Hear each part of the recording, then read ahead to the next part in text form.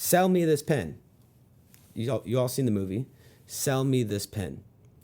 If Jordan Belfort came to you and said, sell me this pen, what would you say?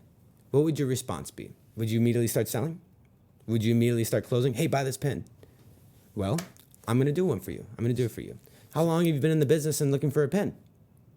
And they go, I don't know, like 20 minutes ago. Oh, why is that? Well, because I lost my previous pen. Oh, I'm sorry to hear that. What kind of pen was it?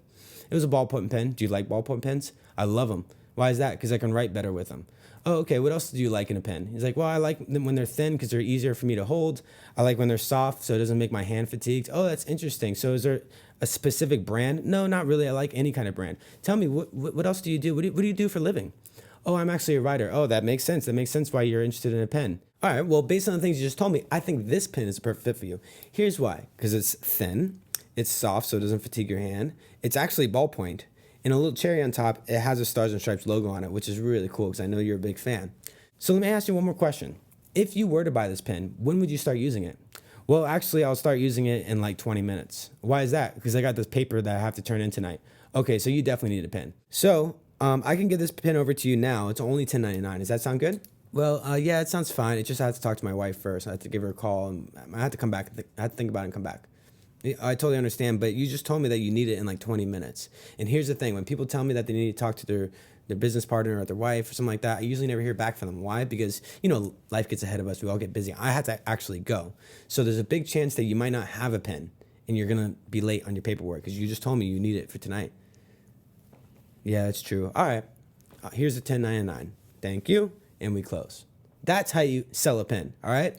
And the biggest thing is, I did what first? We talked about this in the last video. I qualified first. I asked questions.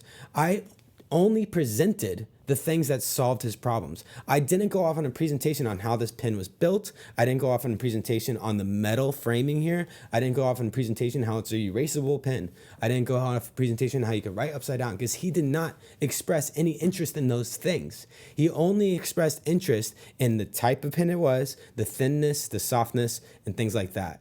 And then I also determined when he needs the pen. So I leveraged those things. I leveraged everything that he told me already through the qualifying stage. So always ask questions as much as you can.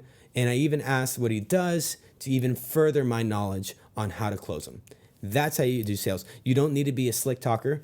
To be honest, I'm not a slick talker. I mumble a lot. I stutter my words. And some words I use don't even make sense with my sentences. But I do fine in sales. Why? Because I qualify. I present. I always test close first to see if they're should, would, and could actually close, and then I close them. Okay? That's sales.